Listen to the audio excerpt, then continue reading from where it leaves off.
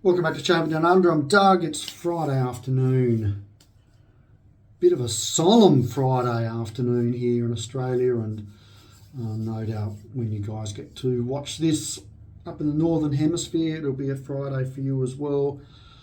With the Queen passing, and for me personally, Graham Potter walking out of the club and going to Chelsea. I am gutted. I'm not a monarchist, but I'm not a hater.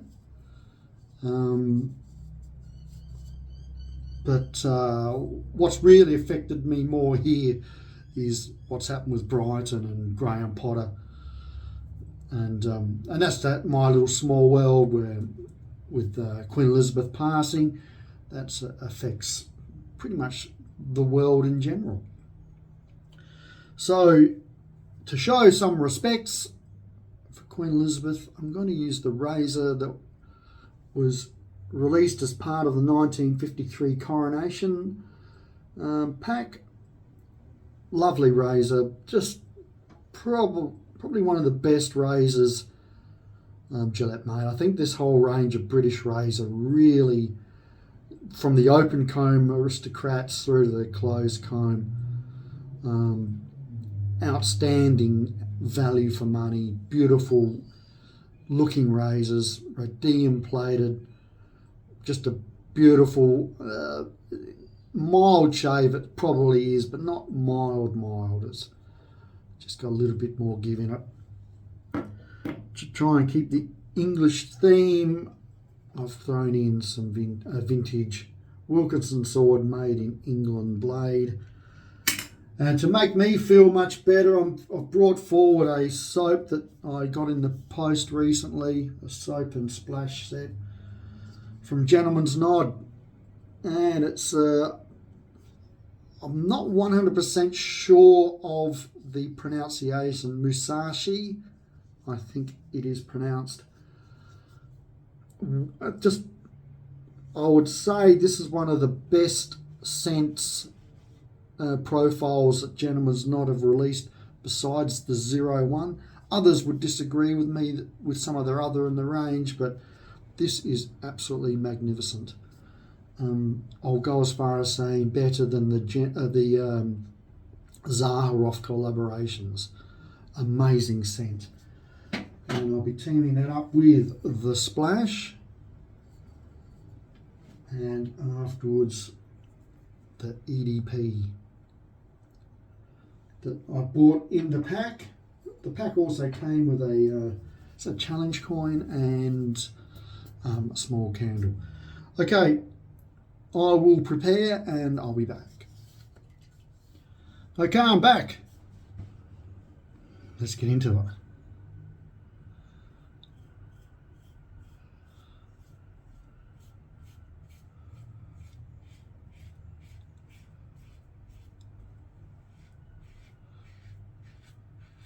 As I said in the opening, these razors are one of my favourites. If I had to do the old desert island thing and I could take 3, I'd probably need to take 5 razors, but if I'd have to take 3, I had to choose.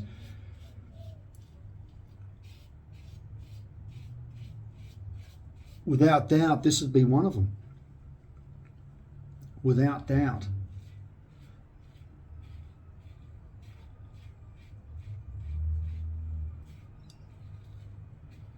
So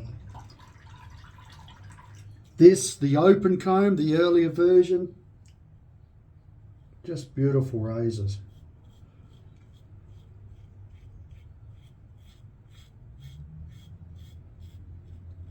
So to say I'm gutted about Brighton is just an absolute understatement.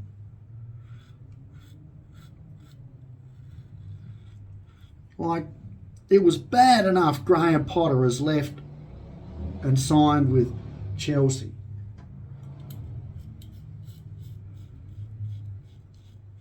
But he's taken just about all the coaching staff. Of course, he's going to take his 2 assistants. That's what you expect. He's taken Bruno, legend of the club, helped us, the captain that took us up into the Premier League. He's taken the goalkeeping coach.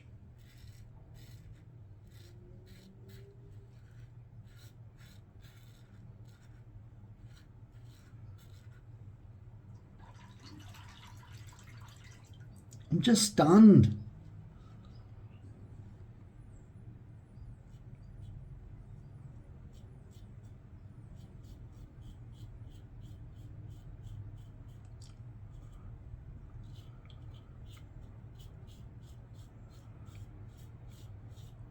You know, I get it with players, but managers?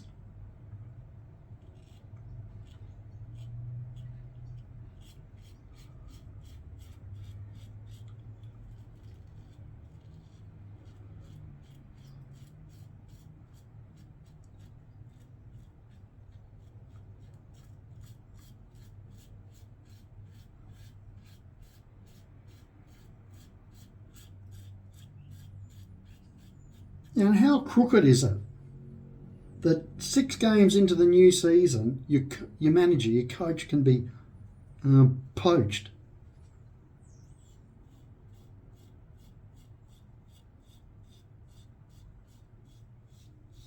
As I wrote in one of the Facebook forums, it's an abuse of power by one of the top 6 clubs to have the money and the pull to take a manager who's already signed at a club and pull him out of that club because money talks.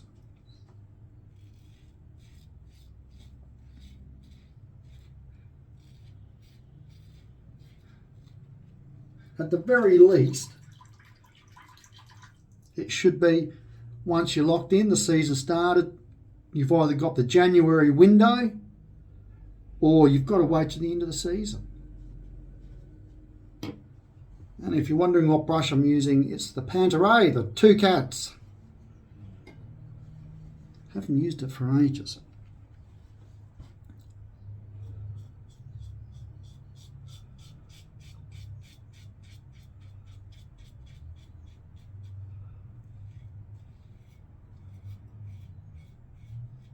So Queen Elizabeth, we all knew that was coming. Probably didn't think it was going to happen just, you know, she's got that pedigree of old age running through her. Like the Queen Mum, she lived in, did she hit the ton? Or did she go at 99? Anyway, so, and Philip went to 99. Yeah, it's expected but not expected. So that's going to change up everything in England, like probably even politically as well, maybe. Charles hits the throne. Probably a good thing it's sort of now when he's an older bloke.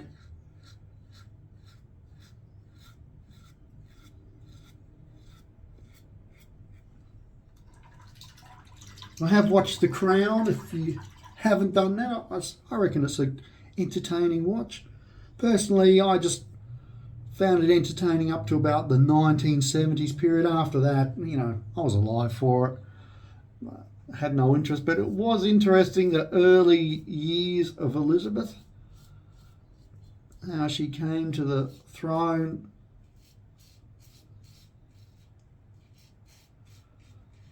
And what happened while she was there. I found that interesting myself.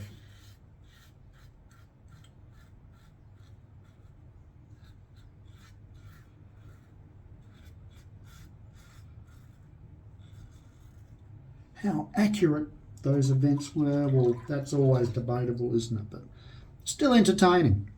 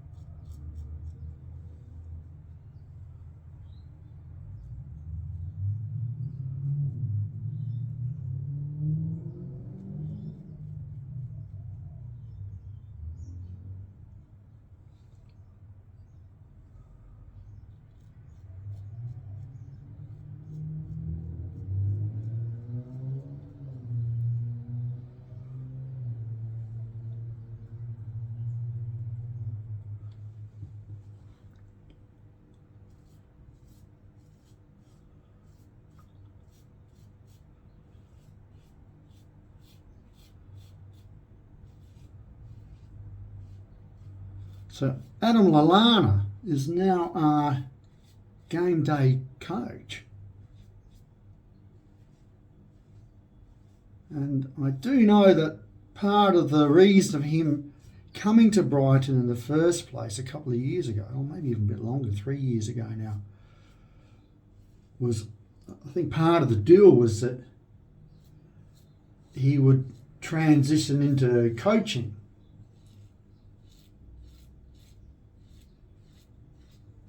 So he will be interim coach or manager.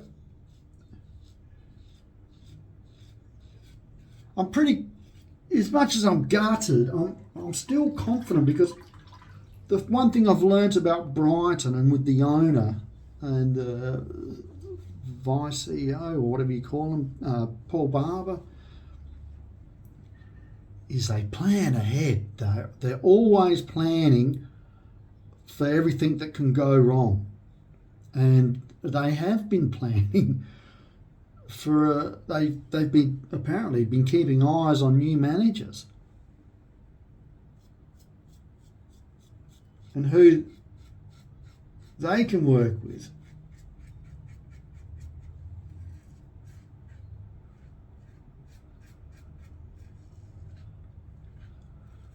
And the fact that they actually gave Graham Potter the green light to go have talks with Chelsea suggests to me that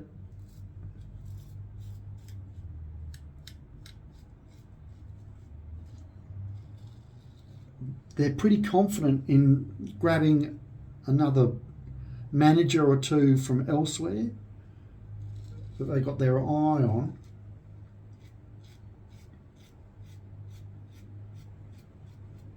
Or maybe they weren't 100% happy with Potter in the end. I don't know. So they've easily let him go. I thought under Potter we had a real chance of maybe finishing seventh. Is it Europa League, finishing seventh? I wouldn't have wanted to finish higher than that, because we'd just get found out totally against those big clubs. Like, you just got to look at Ange up there in Scotland. You know, they've been flogging everyone that they've come up against, and then they've had their first, I think it was their first European game, lose 3-0.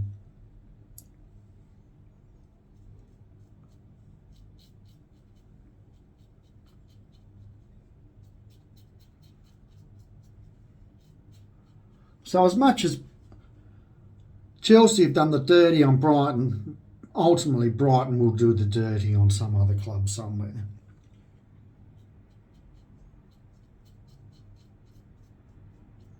But for the record, I don't like it. I really don't like it.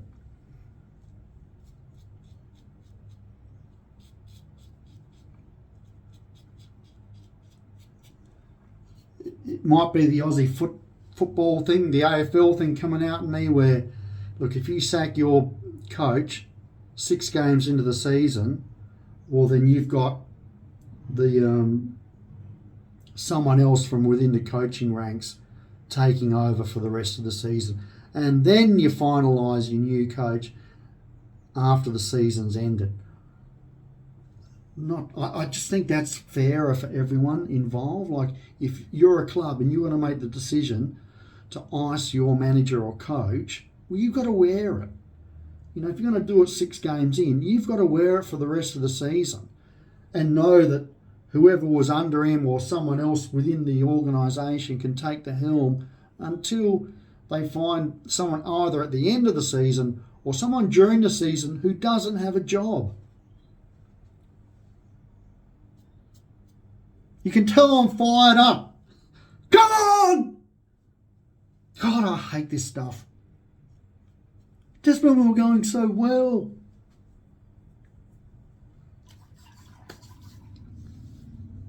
Rightio. Great show, BBS, a couple of little minor nicks. Just been doing that of late for whatever reason.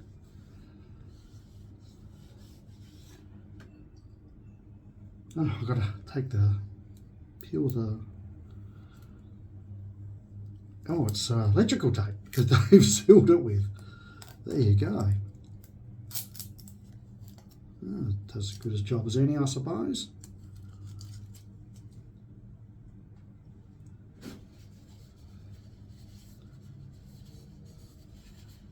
And there's more. But wait, there's more. So it was extra sealed.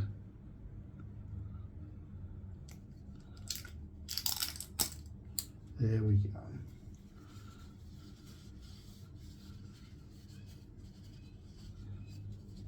I'd like to thank Dan from America, from Colorado, who helped me land this.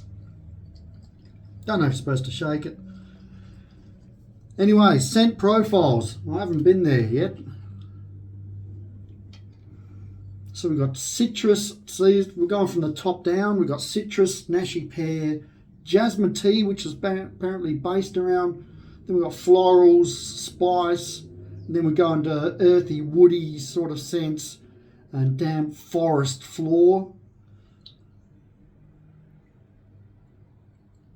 I've had a sniff of the soap and probably a bit too much on that. A little bit of sting, let you know you're alive. Got a little bit in my mouth.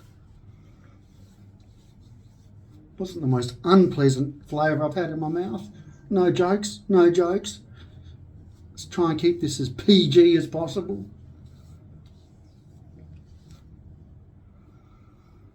So from the soap, when I was smelling it, I got that citrus, pear, jasmine tea thing. That was quite up front for me. Then you got, for me, also maybe a bit of more of the spices underneath. And I can't say I got the earthy, woody, probably some earthy sort of undertones there as well.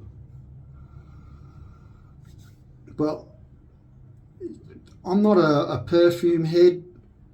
I don't have a great nose on me. I know the basics, and I know one thing. This stuff smells magnificent. I don't know what is still available. The pack is still available. I know that much for sure. But you're paying a few bucks, over 200 US. Or was that 200 Aussie? I don't know what it was set up in the top corner of the money, because they do US, GBP, Australian, etc., Euro. And I may still have it set to Australian. But yeah, it smells magnificent. Now I'll just have a squirt on the wrist here. Get it going.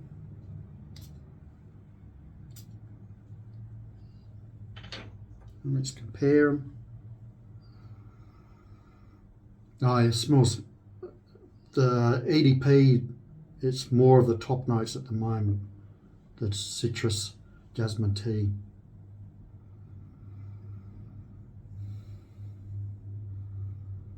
Yeah, and then the earth and spice comes in. It's a magnificent scent. It's just magnificent. And Gentleman's Knot have really, really outdone themselves with this scent. And I think it's just a limited edition, so